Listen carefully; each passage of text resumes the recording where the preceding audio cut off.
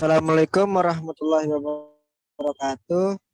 Yang terhormat Dr. Aden Ervin Agung Priambodo, SE MM CPHCM, selaku dosen pengampu mata kuliah kepemimpinan, dan juga Kak Umi Kulsum selaku Ketua Himpunan Mahasiswa Psikologi yang telah berkenan hadir dalam pertemuan kali ini. Dan pertemuan kali ini kelompok kita itu ingin mengadakan wawancara untuk memenuhi tugas dari mata kuliah kepemimpinan. Ya, kan ada pepatah dari Hong Kong berkata, tak kenal maka tak sayang.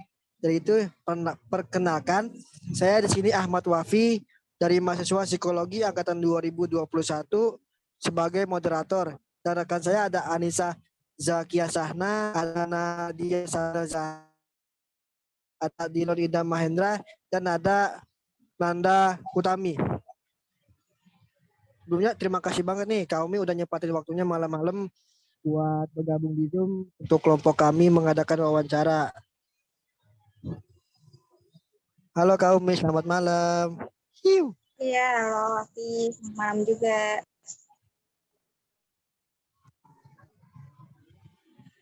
Jadi ini gini nih Kak Umi, kita kan dikasih tugas kelompok untuk mengajukan beberapa pertanyaan wawancara gitu kepada seorang pemimpin. Jadi gitu kan dari tugas mata kuliah kepemimpinan.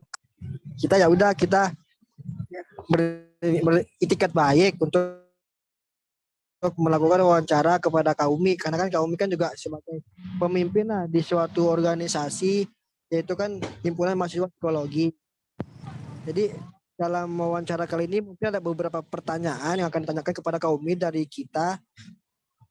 Apakah Kak Umi bersedia? Bersedia. Oke, terima kasih banyak dah ini dah. Oke, mungkin kita masuk ke pertanyaan pertama ya Kak Umi ya.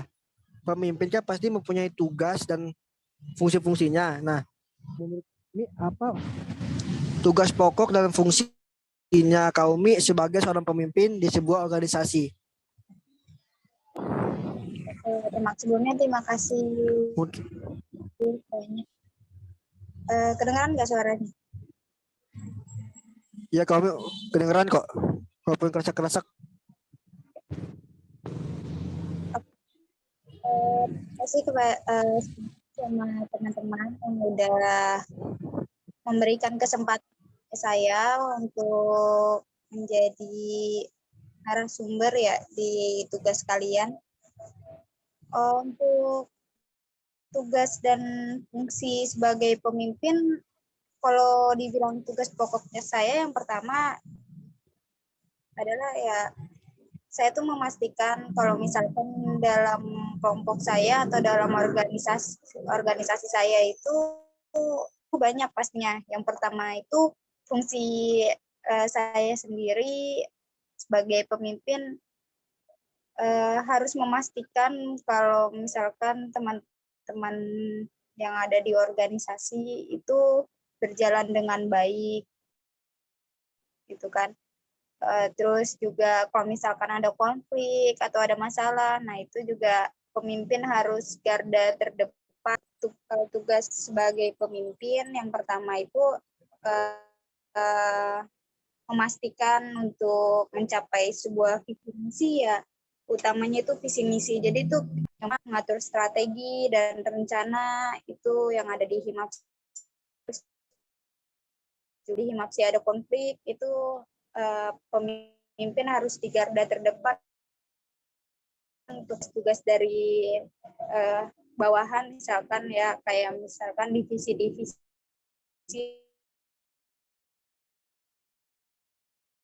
Nah itu juga pemimpin yang menentukan tugas mereka itu apa dan memastikan tugas itu harus memastikan visi misi itu bisa tercapai gitu. Tugas pokok dan fungsinya. Biar aku ulang lagi ya. Tadi itu pemimpin ya.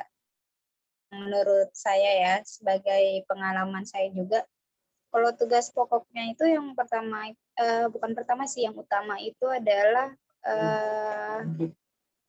bisa mencapai visi misi gitu. Jadi tuh saya sendiri atau seorang pemimpin itu bisa tercapai. Yang visi misi itu kan yang dibuat oleh pemimpin ya. Berarti dibuat oleh saya dan wakil saya. Nah, itu harus tercapai gitu visi misinya selama periode yang sudah ditentukan. Begitu juga kalau dalam perusahaan juga kan pasti ada visi misi, dan ya, pemimpin pasti ada visi misi dan tujuan. Terus juga kalau fungsinya itu banyak fungsi, harus mengawasi. Pertama itu harus mengawasi bawahannya agar bisa mencapai visi misi, juga mengatur, terus juga strategi atau rencana tercapai visi itu bagaimana caranya. Kalau misalkan bawahan ada konflik atau ada miskom dan lain-lain, itu juga pemimpin jadi garda terdepan gitu. Jadi harus memastikan misalkan kita tuh atau saya tuh pemimpin tuh harus bisa meleraikan mereka gitu. Biar kita tuh sama-sama satu, menjadi keluarga lagi dan bisa mencapai visi misi. Karena kan kalau misalkan ada konflik pasti kan bakalan bubar ya kalau misalkan nggak dibereskan gitu. Terus juga pemimpin itu fungsinya itu harus menjadi motivasi sih menurut saya, harus menjadi motivasi bawahannya, karena hanya menjadi pemimpin aja itu misalkan sebagai pemimpin cuma mengatur doang, juga cuman bisanya marah-marah. Nah itu menurut saya nggak akan mencapai visi misi, ada bawahannya itu bakalan tertekan. Jadi kalau misalkan saya sendiri sebagai pemimpin, saya harus mengetahui perasaan bawahan saya gitu, mengetahui peran staf-staf saya, mau gaya kepemimpinan saya itu kayak gimana, mereka tuh inginnya seperti apa. Nah itu harus dipahamin biar kita tuh sama-sama mencapai visi misi, jadi tuh lebih nyaman gitu. Jadi nggak ada yang ngerasa pengen keluar aja karena nggak nyaman di sini kayak gitu. Itu seorang pemimpin tuh utamanya di situ, harus menjaga solidaritas, harus menjaga kekeluargaan, harus menjaga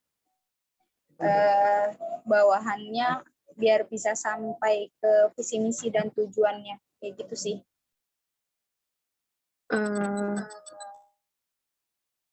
Sudah. Pertanyaan kedua, Dalam sosok pemimpin di dalam organisasi pasti ada pemimpin itu punya tugas dan fungsi itu. Nah, bagaimana Kaumi dalam menjalankan tugas pokok tersebut dan fungsi-fungsinya di dalam sebuah organisasi yang Pak, itulah Kaumi menjalankan tugas dan fungsinya tersebut. Di saya sendiri membuat rencana dulu. Saya membuat rencana bagaimana saya harus menjalankan dan mencapai semua gitu di dalam suatu organisasi di Himapsi.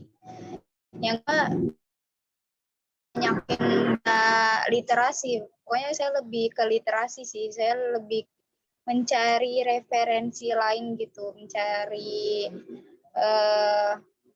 mencari hal-hal lain yang mungkin bersangkutan dengan organisasi, misalnya kayak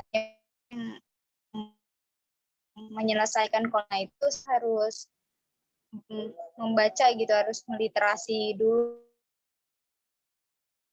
Riset.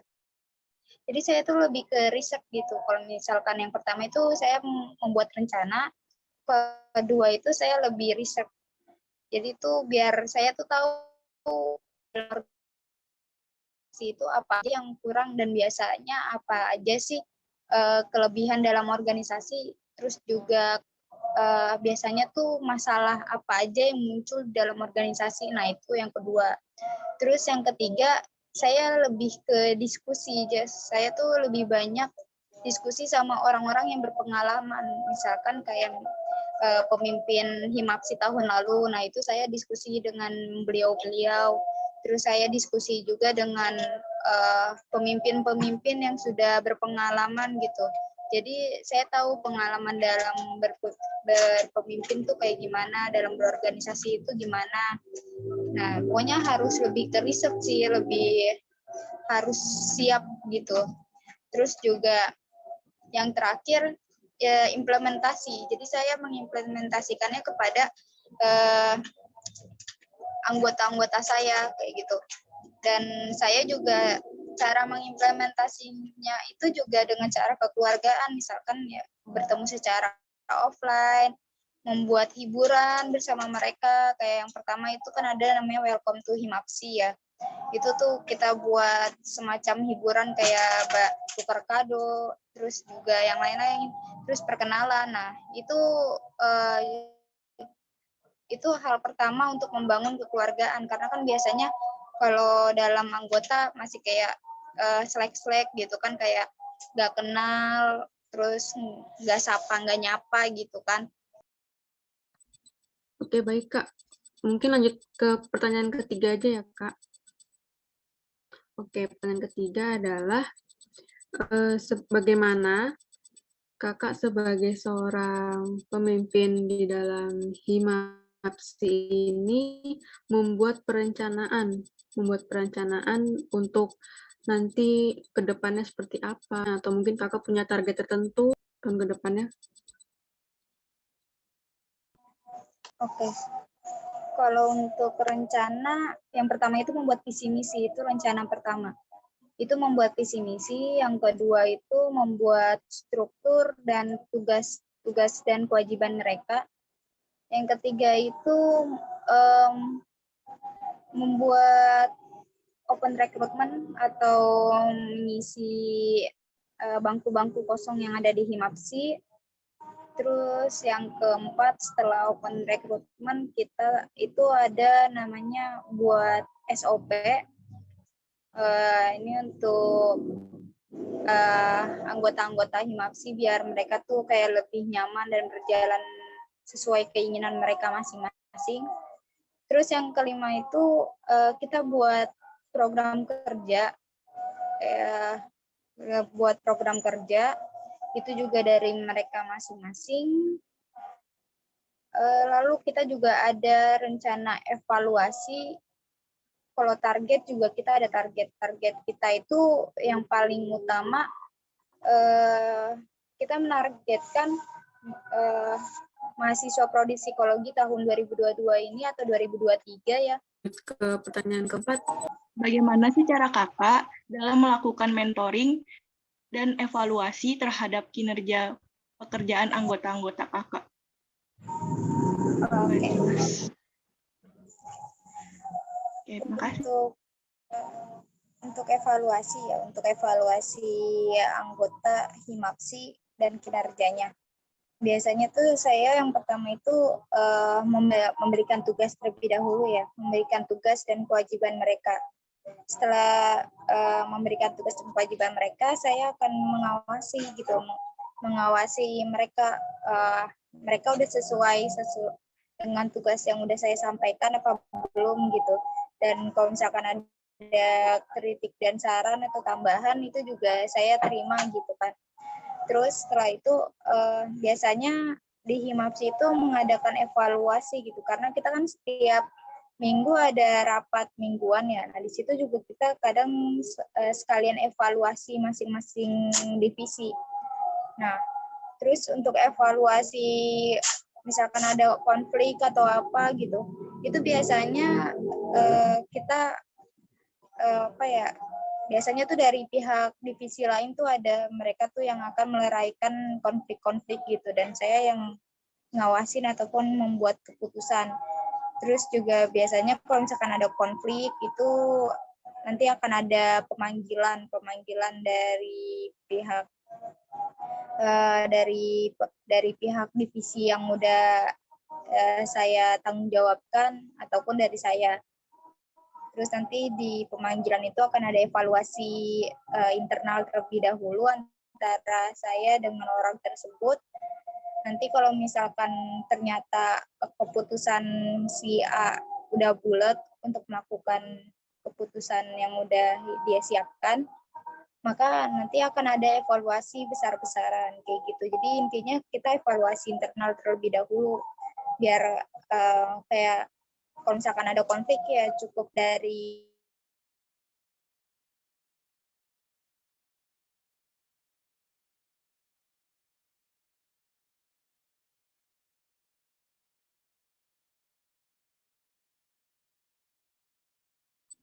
Halo, Kak Umi.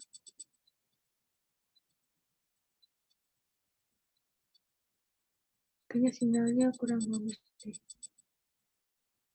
Halo, gimana? Udah kedengeran belum? udah. Kak, silahkan. Oke, saya lanjut ya.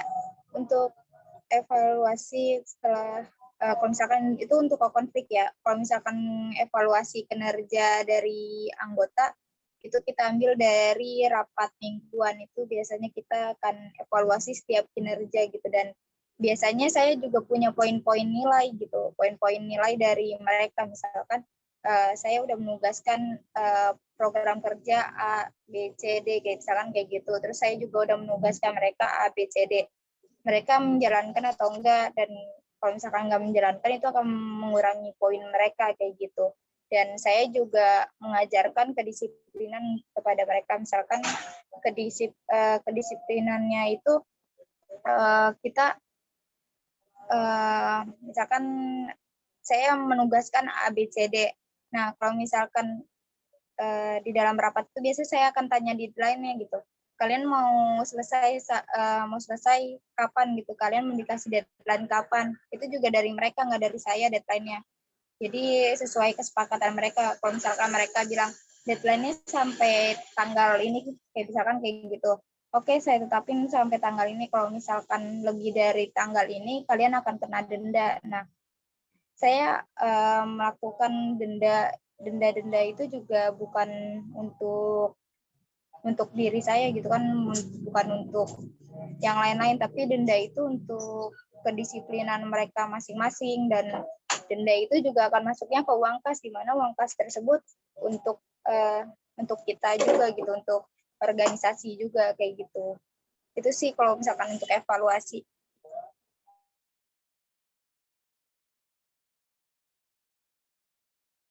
Nah, untuk pertanyaan selanjutnya, dalam organisasi itu kan ada yang namanya masalah atau konflik ya, Kak. Bagaimana cara Kak Umi sebagai pemimpin dalam menyelesaikan masalah yang ada di organisasi dan mengambil keputusan dalam organisasi tersebut? Oke, ada konflik ya intinya.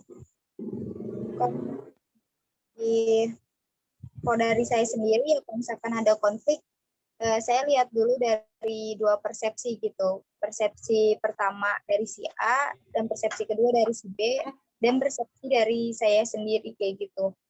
Nah, setelah itu kalau misalkan saya udah ketemu persepsi dari A, B, C, itu nanti akan saya satukan gitu. Takutnya kan biasanya konflik itu karena adanya miskomunikasi, yaitu yang sering banget gitu. Nah, itu biasanya kita evaluasi langsung, evaluasi secara internal gitu. Terus habis itu nanti biasanya tuh saya akan nanya ke mereka, kalian masalahnya apa, terus kalian maunya apa. Tapi biasanya saya nggak langsung mengumpulkan si pihak A, B, C. Biasanya saya cukup satu orang dulu, persepsi yang pertama misalkan si A. Oke, saya panggil si A dulu. Saya tanya dia permasalahannya di mana, terus juga maunya dia apa, solusinya dari dia tuh apa gitu. Nah, terus saya juga tanya ke pihak B dengan pertanyaan yang sama. Nah, nanti di situ nanti akan saya satukan gitu sesuai keinginan mereka. Nah, nanti kalau misalkan udah selesai, saya akan panggil mereka berdua, atau kalau misalkan nggak dipanggil juga saya akan melakukan keputusan sendiri gitu. Kalau misalkan saya udah mendapatkan jawaban, saya seperti misalnya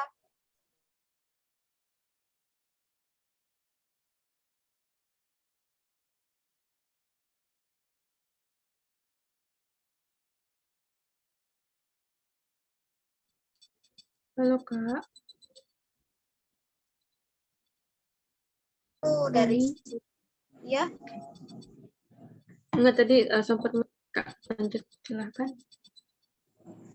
Nah, dari kasus tersebut saya juga cari tahu dulu nih dari pihak si A, nih, si ketuanya, itu bagaimana gitu, kenapa dia meninggalkan stafnya gitu kan. Nah, terus dari pihak stafnya juga gimana, itu saya cari dulu dua persepsi itu. Nah, terus saya tanya dulu solusinya gimana. Nah, terus si pihak stafnya ingin pindah divisi. Nah, menurut saya itu nggak bisa karena ketentuannya udah emang dia dipilih di situ. Nah, jadi keputusannya saya ambil, tapi di situ ada syarat dan ketentuan. Jadi ada kesepakatan kita bersama gitu. Oke, kamu tetap di sini, saya nggak akan kasih banyak tugas yang mengandung public speaking atau misalkan tugas tentang dia di depan umum. Nanti untuk tugas di depan umum akan saya serahkan kepada teman-teman yang lain atau kepada ketua divisi. Nah, itu kesepakatan gitu. Nah, terus si pihak stafnya juga mengiyakan, oke Kak, kalau kayak gitu nggak apa-apa. Berarti kan itu kesepakatan. Nah, jadi mungkin itu sih, kalau misalkan ada konflik, yang pertama itu kita lihat dulu nih dua persepsinya kayak gimana, ataupun persepsi-persepsi lain gimana. Terus diskusi secara internal satu persatu. Terus habis itu kita satuin. Terus juga setelah itu kita cari keputusan yang benar tuh kayak gimana. Dan terakhir kita buat kesepakatan. Jadi solusi dari kita itu maunya kayak gimana. Gitu sih kalau untuk konflik. Pertanyaan ke-6, pertanyaan terakhir nih. Dilon, silahkan. Baik, sebelumnya suara saya terdengar? Terdengar Dilon. Oke. Lanjut. Jadi Kak, saya izin tanya nih. Kan dalam sebuah organisasi itu kan harus bisa kerjasama ya. Harus bisa kerja itu barengan gitu loh, biar bisa menyelesaikan masalah yang ada. Nah, tapi kan kebanyakan dalam sebuah organisasi itu kerjasama cuma sekedar kerjasama aja, padahal dalam itu bisa individualis, masih ada yang mementingkan diri sendiri. Nah, kan kita harus solid ya dari masalah-masalah itu. Cara kita membangun teamwork yang solid itu kayak gimana, Kak?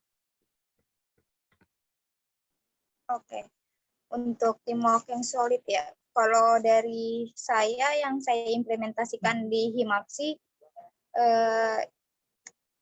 yaitu bikin acara sih, maksudnya bikin pertemuan terus gitu, jangan secara online. Biasanya itu Himapsi sampai sekarang alhamdulillah udah terus melakukan acara ataupun rapat secara offline. Nah, itu tuh buat membangun teamwork mereka gitu. Kalau misalkan ada masalah, ya udah selesaiin di situ.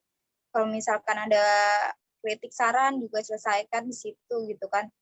Jadi teamworknya dari situ. Terus juga yang kedua biasanya tuh saya suka ajak mereka tuh kayak lebih ke healing sih. Misalkan rapat nih, saya nggak terus-terusan di kampus gitu. Biasanya tuh kayak rapat, oke, saya ajak ke sini atau saya ajak ke sana kayak gitu. Terus juga kalau misalkan ada konflik, nanti mereka biasanya tuh bertanya dulu nih ke saya, misalkan ada konflik bla bla bla bla bla kayak gitu. Nah, terus saya coba bilang ke mereka, coba kalian ketemuan deh, kalian selesaiin secara internal gitu, kalian ketemuan. Jadi tuh utamanya itu kita tuh lebih ke kekeluargaan. Jadi tuh kita membangun kekeluargaan terlebih dahulu di organisasi gitu. Ya, nanti kalau misalkan istilahnya kok kita udah bangun keluarga, semuanya tuh gampang. Kalau misalkan ada konflik, ya udah konflik cuma sesaat, cuman ya udah di waktu itu aja konflik. Tapi untuk seterusnya tetap berjalan.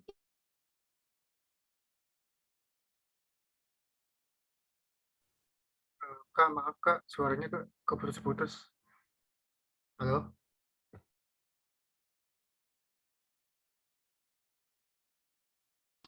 Halo, Kaumi. Iya, kedengaran nggak? Kedengeran. Kedengeran, Lanjut, Kak. Kak, silahkan. Tadi suara agak keputus-putus gitu. Oke, lanjut ya. Tadi pokoknya kalau misalkan ada teamwork itu yang pertama itu membangun kekeluargaan ya. Jadi di Himapsi itu kita lebih mementingkan membangun kekeluargaan dan pertemuan secara offline. Kedua itu sih yang paling penting. Itu.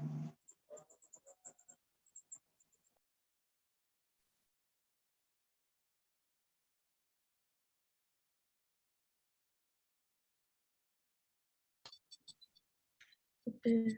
Dilan ada yang ditanyakan atau cukup?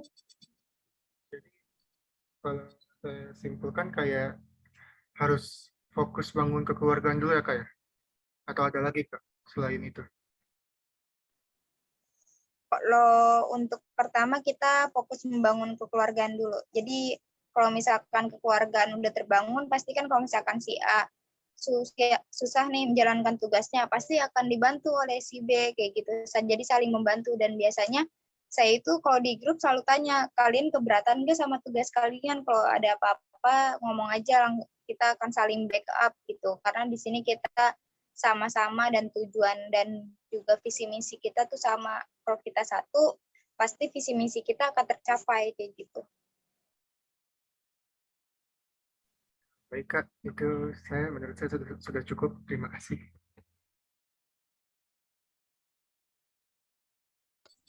Oke, Wafi, sebelum ditutup mungkin poin-poin penting yang dapat saya disimpulkan ya teman-teman. Untuk yang pertama, sebagai seorang pemimpin itu kita harus bersifat netral, nggak boleh saling memihak. Terus yang kedua, seorang pemimpin itu harus bisa mempunyai tujuan, mempunyai visi misi untuk kedepannya seperti apa. Lalu menjadi seorang pemimpin itu tentu saja bisa melatih diri kita sendiri buat manage waktu, terus bisa menjadi role model buat anggota-anggotanya, terus habis itu menjadi seorang ketua. Dalam menyelesaikan sebuah permasalahan itu kita nggak boleh egois. Kita harus menerima namanya masukan-masukan dari para anggota seperti itu. Mungkin Wafi boleh ditutup. Oke. Sebelumnya terima kasih banyak nih Tommy, udah malam-malam diganggu sama kita buat wawancara kayak begini. Sebenarnya emang tapi ngucapin terima kasih banget dah, emang ketua IMAP-nya the best banget dah emang dah. Tetap sebelum tutup, Wafi punya quotes nih tentang pemimpin. Mau denger gak? Boleh. Sebagai penutup. Sebagai penutup aja. Jadi pemimpin itu mudah. Yang sulit itu adalah jalur untuk menuju jadi pemimpin yang baik itu yang sulit.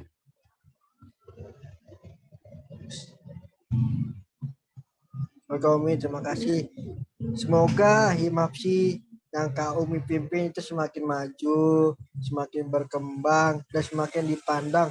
Nggak cuma di Universitas Binawan, tapi juga di kalangan prodi-prodi psikologi, kalau bisa sih se-Indonesia terpandang Himapsi itu, Kak Umi. Salam perjuangan Kak Umi. Teman-teman sukses selalu.